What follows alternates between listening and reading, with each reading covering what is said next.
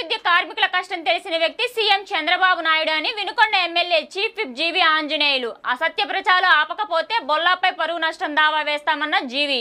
రాష్ట్రంలో పారిశుద్ధ్య కార్మికుల కష్టం తెలుసుకున్న వ్యక్తి ముఖ్యమంత్రి చంద్రబాబు అని, అందుకే వారి సంక్షేమం కోసం అన్ని విధాలుగా చర్యలు తీసుకుంటున్నామన్నారు వినుకొండ ఎమ్మెల్యే చీఫ్ విప్ జీవి ఆంజనేయులు.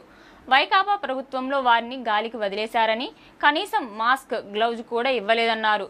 కానీ ఎన్డీఏ ప్రభుత్వం వచ్చిన తర్వాత పారిశుద్ధ్య కార్మికుల్లో శాశ్వత ఉద్యోగాలకు ₹1 కోటి బీమా, 10 లక్షల జీవిత బీమా, 33 లక్షల ఆరోగ్య బీమా ఇస్తున్నామని, ఎప్పటికప్పుడు ఆరోగ్య పరీక్షలు, ఔషధాలు అందిస్తున్నామన్నారు. శివశక్తి ఫౌండేషన్ ద్వారా వారికి బట్టలు, మాస్కులు, గ్లౌజులు అందించాలని నిర్ణయించాం. త్వరలోనే అందిస్తామన్నారు. శాశ్వత కార్మికుల తరహాలోనే ఒప్పంద కార్మికులకు కూడా వస్త్రాలు, ఇతర సామాగ్రి అందించేలా ప్రభుత్వం దృష్టికి తీసుకుని వెళ్తామని తెలిపారు. వినుకొండ ప్రభుత్వ ఆసుపత్రిలో నిర్వహించిన స్వర్ణాంధ్ర స్వచ్ఛాంధ్ర కార్యక్రమంలో ప్రభుత్వ చీఫ్ విప్ ఎమ్మెల్యే జీవి ఆంజనేయులు పాల్గొన్నారు. ఆసుపత్రి ఆవరణంలో పారిశుద్ధ్య కార్మికులతో కలిసి మొక్కలు నాటారు. ఆసుపత్రి వైద్యులు, సిబ్బంది పారిశుద్ధ్య కార్మికులతో కలిసి పరిసరాలను శుభ్రం చేశారు. ఈ సందర్భంగానే పారిశుద్ధ్య కార్మికుల కోసం ఏర్పాటు చేసిన వైద్య శిబిరాన్ని జీవి ఆంజనేయులు ప్రారంభించారు. మాజీ ఎమ్మెల్యే బొల్లా ఇంకా అదుపు తప్పితే చట్ట ప్రకారం చర్యలు తీసుకుంటామని, పరువు నష్టం దావా కూడా వేయాల్సి ఉంటుందని హెచ్చరించారు చీఫ్ విప్ జీవి ఆంజనేయులు. రోజురోజుకి దిగజారి అసత్య ప్రచారాలు చేస్తున్నారని, ఇలాంటి వెధవల్ని వినుకొండ ప్రజలు చాలా మందిని చూశారన్నారు. ప్రజలే వారికి బుద్ధి చెప్తారన్నారు. ఒళ్ళు దగ్గర పెట్టుకుని మాట్లాడాలని, వినుకొండలో జరిగిన అభివృద్ధి గురించి ఎప్పుడైనా చర్చకు సిద్ధమన్నారు.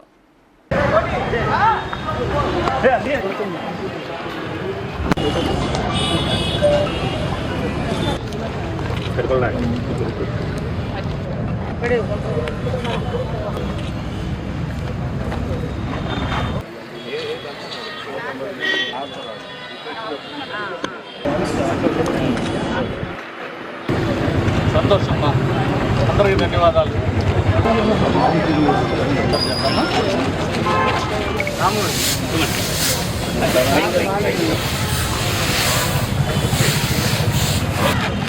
నా బకెట్ పక్కన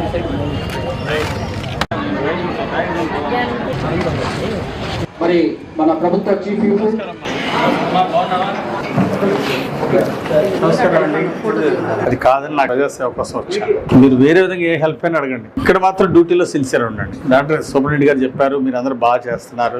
మీరు పేదలకు మంచి వైద్యం చేస్తే వాళ్ళని ప్రేమగా పలకరిస్తే, ప్రైవేట్ డాక్టర్లు ఎంత ప్రేమగా చూస్తారు, ఎందుకంటే వాళ్ళ ప్రాక్టీస్ పెంచుకోవడానికి. మీరు అంతకంటే ఎక్కువగా పేద ప్రజల్ని ఆదరించండి, మంచిగా వాళ్ళకి వైద్యం అందించండి, వాళ్ళతో మాట్లాడండి, ఒక్కొక్కరితో 2 నిమిషాలు మాట్లాడండి, సమస్య ఏంటో చెప్పండి, ఎలా ఉండాలో, ఎలాంటి ఆహారం తీసుకోవాలి, ఏంటి నియమాలన్నీ కూడా చెప్పండి. నాకు ఓపీ 2 మంత్స్లో 600 పైన ఉండాలి. అంటే మీ అందరు కూడా, అంటే ఒక్కొక్కళ్ళు ఎంతమంది చూడాలి రోజుకి. మీరు యాక్టివ్ డాక్టర్లు 150 మెంబర్స్ పర్ డే, మొత్తం ఓవరాల్గా 600-650 రావాలా. 200లో ఉన్నాయి కదా హాస్పిటల్లో, మందులన్నీ ఉన్నాయి. మరి మీరు చక్కగా మంచి వైద్యం అందించండి. నేను చెప్పిన బాధ్యత అర్థమైందా? సూపరింటెండెంట్ గారు ఇప్పుడు బాగా చేస్తున్నారండి, అంతకుముందు కూడా బాగా చేశారని చెప్తున్నాడు. సో ఇక్కడ నుండి నేను ఐ వాంట్ ఇంప్రూవ్మెంట్. పేద ప్రజలకు మంచి సేవ చేయాలి.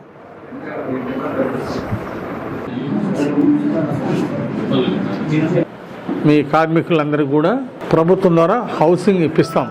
మీ సొంత స్థలం ఉంటే కట్టుకోవాలంటే హౌస్ శాంక్షన్ చేస్తాం. 3.5 లక్షలు ఇస్తారు మీ సైట్ ఉంటే. లేదు అపార్ట్మెంట్ కావాలంటే ఒక ప్రపోజల్ పంపిద్దాము. ఇప్పుడు ఆల్రెడీ కొన్ని అపార్ట్మెంట్లు చేశారు, దాంట్లో వీళ్ళంటూ కొంతమందికి అకామిడేట్ చేసే. అందరికి ఒకసారి చేయలేం కానీ, బట్ స్టెప్ బై సంవత్సరానికి కొంతమందికి అందరికి వచ్చేది చేద్దాం. అలాగే అట్లాగే పట్టం ఇచ్చేయండి. ఇంకా వేరే ఏంటి మీ సమస్యలు చెప్పండి. జీతాలు వస్తున్నాయి ఇప్పుడు, నెల వస్తున్నాయి. Very good. ఇంకా అట్లాగే తప్పనిసరిగా దీన్ని ప్రభుత్వం దృష్టి తీసుకెళ్తాను. ముందు అది వచ్చేదాకా ఇప్పుడు పర్మనెంట్లకు ప్రభుత్వం ఫ్రీగా ఇస్తుంది. ఏం జరిగింది చెప్పు, ఎప్పుడు ఏం జరిగింది? గత జగన్ పాలనలో ఏమి ఇచ్చారు మీకు? ఏమి ఇవ్వాల?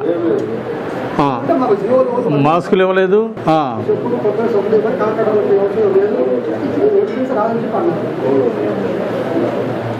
గవర్నమెంట్ ద్వారా తమ సూచనల మేరకు ఈ టీషర్ట్ ఇచ్చాను సార్. ఈ టీషర్ట్స్ ఏ ఊళ్ళు ఇవ్వరు సార్, యాక్చువల్ యాప్ నుంచి వదిలేస్తారు. గతంలో మీరు ఇప్పుడు గత జగన్ ప్రభుత్వంలో మీరు చెప్పారు, మీకు కనీసం మాస్కులు కూడా అందలేని చెప్పారు.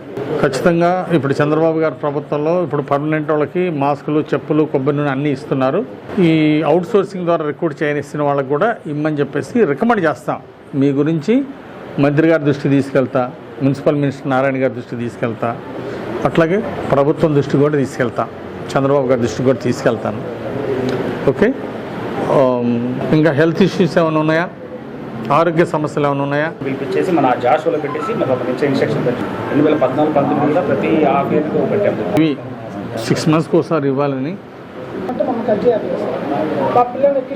వచ్చే సంవత్సరం నుండి అన్న ప్రతి సంవత్సరం వచ్చేట్టు అది చేస్తా. నేను మంత్రి గారితో మాట్లాడతాను. ఫౌండేషన్ ద్వారా ఒక సెట్ బట్టలు ఇస్తాము సార్. మీరు కూడా ఏంటంటే మా టౌన్ పారిశుద్ధ్యంగా పరిశుభ్రంగా ఉంచి ప్రభుత్వం నుండి ఫ్యూచర్లో గవర్నమెంట్ నుండి ఇలాంటివి వీళ్ళకే కాదు, వీళ్ళ కుటుంబ సభ్యులకు కూడా సంక్షేమ పథకాలు అందాలని. ప్రజెంట్ ఏ పథకాలు అందట్లేదు, ఇది అందాలని చెప్పేసి ఒక ఇది పెట్టాలి. పెద్దలు శ్రీ జీవి అనే ఆధ్వర్యంలో మొక్కలు నాటే కార్యక్రమం ఏర్పాటు చేయడం జరిగింది. అందరికీ నమస్కారం. ఈరోజు ముఖ్యమంత్రి చంద్రబాబు నాయుడు గారు కార్మిక సోదరుల కష్ట సుఖాలు తెలుసుకున్నారు. మున్సిపల్ కార్మికుల యొక్క కష్ట సుఖాలు తెలుసుకున్నారు. ఈ రోజు ప్రభుత్వం నుండి వాళ్ళని ఆదుకుంటున్నారు. గత ప్రభుత్వం 5 సంవత్సరాలు వైసీపీ ప్రభుత్వంలో పారిశుద్ధ్య కార్మికులు గాలికి వదిలేశారు. వాళ్ళకి కనీసం ఒక మాస్క్ ఇవ్వలేదు, ఒక గ్లౌజ్ ఇవ్వలేదు. 5 సంవత్సరాల పాలనలో ఏమిచ్చారు మీరు? ఏం చేశారు మీరు? కార్మిక సోదరులకి, పారిశుద్ధ్య కార్మికులకి ఏమైనా చేశారా మీరు? ఎందుకు చేయలేదు? ఈ రోజు మా చంద్రబాబు నాయుడు గారు, మా ఎన్డీఏ ప్రభుత్వం వచ్చిన తర్వాత బ్రహ్మాండంగా ఒక్కొక్క పారిశుద్ధ్య కార్మికుడు పర్మనెంట్ ఎంప్లాయీకి ₹1 కోటి ఇన్సూరెన్స్, 10 లక్షల జీవిత బీమా, అలాగే 33 లక్షలకి హెల్త్ ఇన్సూరెన్స్. ఇది మేము అందిస్తున్న పథకాలు. నేను అడుగుతున్నా, ఈ రోజు మాజీ ఎమ్మెల్యే బొల్లా బ్రహ్మనాయుడు వరకపూడి గురించి విమర్శించడం సిగ్గుచెట్టు. ఈ 5 ఏళ్లలో శిలాఫలకం రాయి తప్ప ఒక్క ఇటుక పెట్టినటువంటి ముఖ్యమంత్రి జగన్ రెడ్డి. మరి గురుగింజ కింద నలుపు తెలియదంట, ఆ సందంగా ఉంది బొల్లా బ్రహ్మనాయుడు. మీరు చేసిన తప్పులేంటి? అసలు వరకపూడి ప్రాజెక్టుకు ఒక ఇటుక పెట్టలేదు, శిలాఫలకం వేయటం తప్ప 5 సంవత్సరాల్లో ఒక్క రాయి కూడా ఎందుకు పెట్టలేదు? మీరు ఒక ఇటుక రాయి పెట్టారా? ఎందుకు పెట్టలేదు? ఈరోజు మీరు మాట్లాడే హక్కు ఉందా మీకు? చంద్రబాబు గారు ఈరోజు ఫేజ్ 1 పూజ చేయడానికి 1925 కోట్లు ఇచ్చారు. ఇంత పెద్ద నిధులు ఎప్పుడన్నా ఇచ్చారా? ఇటుక బిడ్డ పెట్టండి. మీరు ఈరోజు మళ్ళీ చంద్రబాబు గారిని 1925 కోట్లు ఇచ్చినటువంటి మహానాయకుడు చంద్రబాబు గారిని, మన ముఖ్యమంత్రి గారిని సిగ్గు లేకుండా విమర్శించడం బాధాకరం. నోరు అదుపులో పెట్టుకుంటే చాలా బాగుంటది. నోరు అదుపు తప్పి మాట్లాడిన వాళ్ళ మీద ఖచ్చితంగా చట్ట ప్రకారం చర్యలు తీసుకుంటాం. పరువు నష్టం దావా కూడా వేస్తా. పద్ధతి మార్చుకోకపోతే, అసత్య ప్రచారాలు రోజు ఇలాగే చేస్తే బొల్లా మీద పరువు నష్టం దావా వేస్తా. రోజు అసత్య ప్రచారాలు, సిగ్గు లేకుండా ఇలా దిగజారిని ఒక ఎమ్మెల్యే, మాజీ ఎమ్మెల్యే స్థాయి మర్చిపోయి ఈరోజు దిగజారి రోజు అసత్య ప్రచారాలు మాట్లాడటం ఎంతవరకు సమంజసం? ఓ మాజీ ఎమ్మెల్యే రోజు అబద్ధాలు ఆడచ్చా? సిగ్గు బుద్ధున్నాడు ఎవడైనా అబద్ధాలు ఆడతాడా రోజు? అసత్య ప్రచారాలు చేసేవాడిని ఏమంటారు? వినుకొండ ప్రజలు చాలా మందిని చూశారు ఇలాంటి పనికిమాలిన వాళ్ళని. కాబట్టి పనికిమాలిన వాళ్ళకి మళ్ళీ బుద్ధి చెప్తారు ప్రజలు, దాంట్లో సందేహం లేదు. ఎందుకు ఆ పనికిమాలిన మాటలు? రోజు అసత్యాలు మాట్లాడటం, మైకులు ఉన్నాయని చెప్పేసి నోటుకు వచ్చిన దోల తీర్చుకుంటా ఉంటే ప్రజల్ని దోలు తీర్చారు. ఒకసారి గతంలో 3 సార్లు దోలు తీర్చారు. ఇక భవిష్యత్తులో కూడా అదే పరిస్థితి ఉంటుంది, గుర్తుపెట్టుకోండి. కొంచెం నోటుకు వచ్చినట్టు అసత్య ప్రచారాలు మాట్లాడేటప్పుడు కొంచెం ఒళ్ళు కూడా దగ్గర పెట్టుకొని మాట్లాడితే పద్ధతిగా ఉంటుంది. వినుకొండలో జరిగిన అభివృద్ధి గురించి మాట్లాడండి. మీ పాలనలో ఏం జరిగింది, మా పాలన ఏం జరిగిందో ప్రజలకు తెలుసు. అందుకే 2014-19 మీద ఎన్డీఏ పాలన బ్రహ్మాండంగా ఉంది, బాగా అభివృద్ధి జరిగిందని మళ్ళీ మాకు పట్టం కట్టారు. ఒక్క అవకాశం అంటే ఒక్క అవకాశము ఇచ్చారు, మీరు సరిగా ఆడవలేదని పీక్ పడేశారు. ఈ విషయాన్ని గుర్తుంచుకోమని ప్రతిపక్ష మాజీ ఎమ్మెల్యేలకు చెప్తూ ప్రజా సమస్యలని మీద చిత్తశుద్ధిగా పనిచేద్దాం. ప్రజా సమస్యలు అంటే మా దృష్టికి తీసుకురండి. అంతేగాని సొల్లు కబుర్లు, సోది కబుర్లు, అసత్య ప్రచారాలు తగ్గించుకుంటే బాగుంటుంది. ఈరోజు మీడియా కార్యక్రమంలో పాల్గొన్న ప్రతి ఒక్కరికి పేరు పేరున జనసేన, బీజేపీ, ఎన్డీఏ కూటమికి నాయకులందరికీ పేరు పేరున అభినందనలు, ధన్యవాదాలు తెలియజేస్తూ సెలవు తీసుకుంటున్నా.